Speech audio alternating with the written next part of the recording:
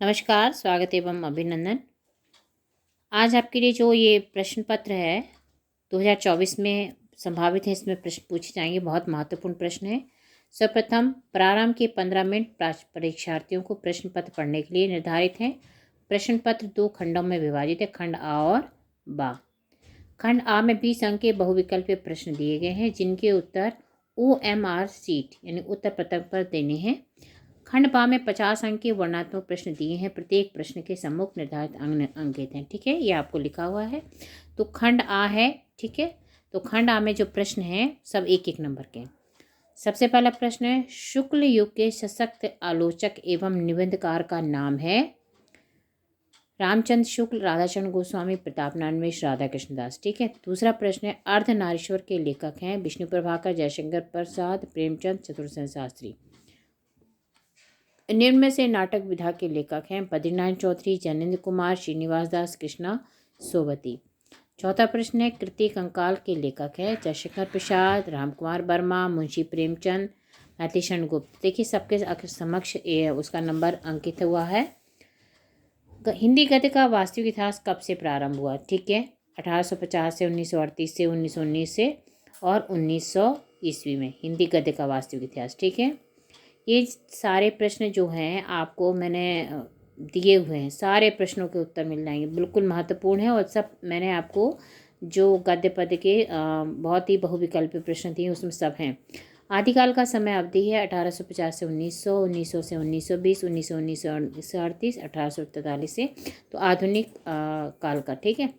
रीतिमुख काव्यधारा के 2 कवि हुए, घनानंद बोधा। ये भी बहुत महत्वपूर्ण है और मैंने बताया हुआ है। ठीक है, घनानंद बोधा जो याद कर लीजिएगा इसको।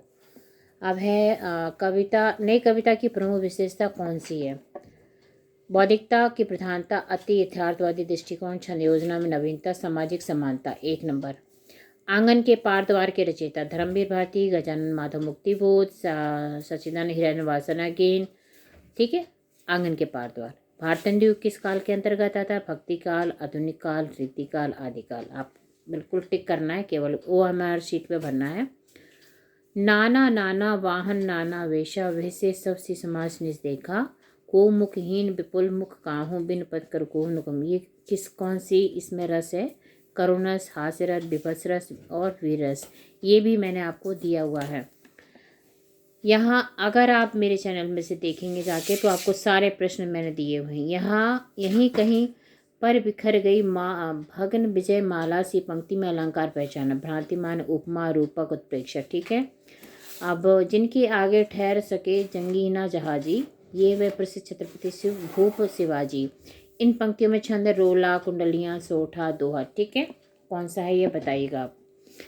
निम्न में निर उपसर्ग कौन से शब्द में प्रयुक्त हुआ? निवास, निर्वाह, निवेश, सुमार्ग। ठीक है, निर। ये देखिए, चढ़ावा शब्द में प्रत्यय है आवा, वा, आ। ठीक है, चढ़ावा, चढ़ा वाव लग गया। ठीक है। भीमार्जुन में समास है दिगु, कर्माधर, द्वंद, बहुब्री। ठीक है। गरगर शब्द का तद्भव शब्द होगा गरगर, गोबर, गात, गोरा, गागर। ठीक है। ये अभ्यागत का संधि विक्षेप है अभ्यधन कतः, अभिधन आगतः, आभिधन आगतः, अभियोगः धनता। तो मधुनी शब्द में मधु शब्द का षष्ठी विभक्ति। आप इसकी कौन से शब्द है? षष्ठी विभक्ति एक वचन, चतुर्थी विभक्ति एक वचन और पंचमी विभक्ति एक वचन, सप्तमी विभक्ति एक वचन, मधुनी। ठीक है। हसानी रूप है हस धातु का हसानी। लोट लकार प्रथम पुरुष एक वचन, लंग लकार मध्यम पुरुष एक वचन। ये तो देखिए बहुत आसान है आपका, और कितने आसान पूछे गए प्रश्न हैं। निम्नलिखित गद्यांशों में किसी एक के नीचे, अब खंड हमारा आ खत्म हो गया है। ठीक है, 20 प्रश्न जो होंगे खंड आ के आएंगे और जो एक एक नंबर के होंगे। खंड बा में 21वां प्रश्न है 6 नंबर का। निम्नलिखित गद्यांशों में किसी एक गद्यांश के नीचे दिए गए प्रश्नों के उत्तर लिखने हैं। जिंदगी की मौत के पंजों से मुक्त कर उसे अमर बनाने के लिए आदमी ने पहाड़ काटा। किस तरह इंसान की खूबियों को कहानी सदियों बाद आने वाली पीढ़ियों तक पहुंचाई जाए। इसके बाद है आगे ये आपका ये पूरा दिया जाएगा। ठीक है, कितने उपाय, और जितना रेखांकित है उसकी व्याख्या करने को आती है। चट्टानों पर अपने संदेश ताड़ों से, ठीक है। तो प्रश्न 1 है, प्रस्तुत गद्यांश का संदर्भ लिखिए, लेखिक रेखांकित अंश की व्याख्या करनी है। जितना वो सो हमेशा ही आएगा, पद्य में भी और गद्य में भी। व्यक्ति ने आगामी पीढ़ी तक अपनी बातों तक पहुंचाने के लिए क्या किया। दूसरा आया है, तो 2 दिए आपको, ऑप्शन 1 करना है, ठीक है। लिपि गद्यांश किसी एक का करना है। मृत्यु शायद फिर भी श्रेष्ठ है, वनिवस्वत इसके हम अपने गुणों को कुंठित बनाकर जीना पड़े। चिंता दग्ध व्यक्ति समाज की दया का पात्र है, किंतु ईर्ष्या से जला भुना आदमी जहर की चलती फिरती गट्टी के समान है, जो हर जगह वायु को दूषित फिरती है, ठीक है। अब ये देखिए, उसमें से 3 प्रश्न दिए हैं आपका। 6 नंबर 2-2 नंबर के होंगे। प्रस्तुत गद्यांश के पाठ का लेखक को नाम लिखिए, रेखांकित अंश की व्याख्या कीजिए। अब ठीक है, 6 नंबर आपके ये हो गए। अब देखिए, पद्यांश में भी 2 पद दिए होंगे, वो भी एक करना होगा उसमें से। तो निम्नलिखित पद्यांशों में से एक के नीचे देखिए प्रश्नों के उत्तर लिखने हैं आपको। सागर निज छाती पर जिनके अगणित अर्णव पोत ठाकर पहुँचाया करता था प्रमुदित भूमंडल के सकल तटों पर, नदियाँ जिसकी अंश धारा सी बहती हैं अब भी निशिवासर, ढूंढो उनके चरण चिन्ह भी आ पाओगे तुम इनके तट पर। अब इसमें जो प्रश्न दिए हैं, प्रस्तुत पद्यांश की ससंदर्भ सहित हिंदी में व्याख्या कीजिए तथा काव्य सौंदर्य को भी स्पष्ट करना है। उपरोक्त पद्यांश से क्या तात्पर्य है। नदियाँ जिसकी यश धारा सी बहती हैं अभी, देखिए ये आपके सब बहुत महत्वपूर्ण है। बैठी माता के आंगन में नाता, भाई बहन का समझे मुझे कोई प्रसव देना, ये आपको इसका अर्थ देना, ठीक है। प्रस्तुत पद्यांश की ससंदर्भ व्याख्या कीजिए तथा काव्य सौंदर्य को भी स्पष्ट कीजिए। कवि ने सच्चे पुत्र की क्या परिभाषा बताई है। सबका शिव कल्याण यहाँ के पाँव सभी प्रसाद। ये थोड़ा प्रश्न पत्र है, कठिन भी है और अच्छा भी है आप लोग के लिए। निम्नलिखित लेखों में से किसी एक लेखक का जीवन परिचय। जयशंकर प्रसाद। जयशंकर प्रसाद तो कक्षा 10 और 12 दोनों में इम्पोर्टेंट है, ठीक है। और ये है दूसरा आपका भगवत शरण उपाध्याय, डॉक्टर राजेंद्र प्रसाद, ठीक है। एक ये हो गया है। अब इसमें से किसी एक कवि का जीवन परिचय। तुलसीदास, महादेव वर्मा, माखनलाल चतुर्वेदी। वो आपका भी 5 नंबर, ये भी आपका 5 नंबर का, ठीक है। निम्नलिखित संस्कृत गद्यांशों में किसी एक का ससंदर्भ अनुवाद करना, ठीक है। ये आपको है, इसका अर्थ लिखना है। आम स्वीकृता समाया इति कथित तस्मिन्, ये देखिए एक ये हो गया। एक अस्माकं संस्कृति सदा गतिशीलता वर्तते मानव जीवनम, एक ये हो गया। अब है अगला है, निम्नलिखित संस्कृत पद्यांशों में से एक का ससंदर्भ। देखिए 5-5 नंबर आपके ये जो हैं बहुत महत्वपूर्ण हैं। ये 5 है, ये भी एक बार पढ़ लेंगे तो बहुत आसान होता है संस्कृत अनुवाद करना। हिंदी से संस्कृत बनाना थोड़ा टफ होता है, लेकिन संस्कृत से हिंदी बनाना थोड़ा ठीक होता है, मुझे अपना ऐसा लगता है। निम्नलिखित संस्कृत पद्यांशों पर किसी एक का सहित हिंदी अनुवाद कीजिए। अब इसकी ये जो आपको दिया है, इसका आपको हिंदी अनुवाद करना, ठीक है। किसी एक का, एक में 2 दिए। फिर है, अपनी पाठ्य पुस्तक के संस्कृत खंड से कंठस्थ किया गया कोई भी एक श्लोक ले जो इस पत्र में ना आया हो, यही 2 नंबर का, ये फ्री के नंबर है, ठीक है। निम्नलिखित में किन्हीं 2 प्रश्नों के उत्तर संस्कृत में। विद्या केन वर्धती थी, श्वेत केतु कहाँ स्थित, चंद्रकेशु कहाँ स्थित, वाराणसी नगर की। ये देखिए बहुत आसान है, ठीक है।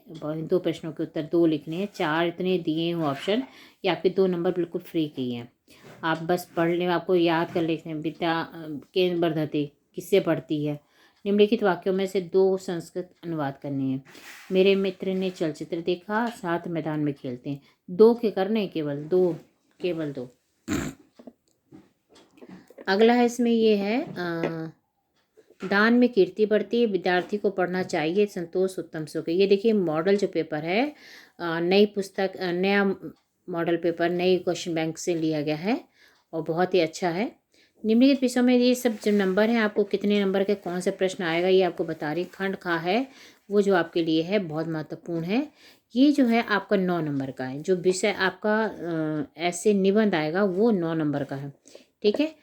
परिश्रम सफलता की कुंजी है, भारतीय किसान का जीवन, जनसंख्या वृद्धि का अभिशाप, नारी सशक्तिकरण, मेरा प्रिय साथकार मुंशी प्रेमचंद। मुंशी प्रेमचंद का वैसे याद कर लेंगे तो जीवनी याद कर लीजिए, तो ये तो दो चीज़ों का काम करेगा।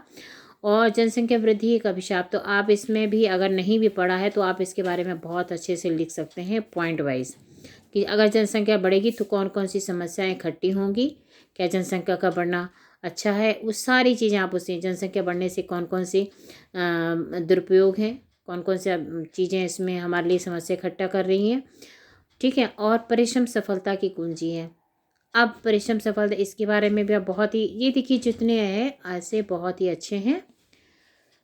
निम्नलिखित में से स्वपठित खंड काव्य के आधार पर किसी एक खंड के प्रश्नोत्तर लिखने हैं। अब आप देखिए किसी एक, अब खंड का में एक, अगर पूजा खंड काव्य कथा वस्तु संक्षेप में लिखिए, ये 3 नंबर का, ठीक है। अगर पूजा खंड काव्य के प्रधान पात्र का चरित्रांकन, अब इसमें से 2 में से एक करना है, ठीक है। नहीं नहीं नहीं, देखिए इसमें है निम्नलिखित चौपट खंड काव्य के आधार पर किसी एक खंड के प्रश्नों के उत्तर लिखने हैं। का, खा, गा, घा, ये देखिए अंगा, चा, छा, जा, झा, ये इतने सारे दे रखे हैं। किसी एक को आप देख लीजिए, तो उसका देखिए लिखा, निम्नलिखित प्रश्न में से स्वपठित खंड काव्य के आधार पर किसी एक खंड के प्रश्नों के उत्तर लिखने, चाहे इस खंड के लिखिए, चाहे तुमुल के लिखिए, चाहे जय सुभाष के लिख लीजिए, चाहे मुक्ति दूत के लिखिए, जो है ज्योति जवाहर की, कि कितना ऑप्शन है भाई, कमाल कर दिया। अब इसमें से जिसका आपने पढ़ा हो, करमवीर भारती खंड काव्य है, उसको देख लीजिए, ज्योति जवाहर जो आपका हो उसमें से आपको एक करना। तो ये जो प्रश्न पत्र है बहुत ही महत्वपूर्ण है, और सारे अंक कितने कितने के हैं ये भी बता दिया है। तो आप इसको अच्छे से, पहले सारे प्रश्नों को, इसका एक तरीका मैं आपको बताती हूँ, सारे प्रश्नों के उत्तर लिखिए एक बार कॉपी पर, सारे बिल्कुल, कितना आपको समय लगता है एक अभ्यास कीजिए, कौन कौन से प्रश्न नहीं आते उनको भी याद कर लीजिए। तो इस तरह से आपका ये पेपर तैयार हो जाएगा। 22 फरवरी को आपका पेपर है। 22 फरवरी के लिए आपको अग्रिम शुभकामनाएं।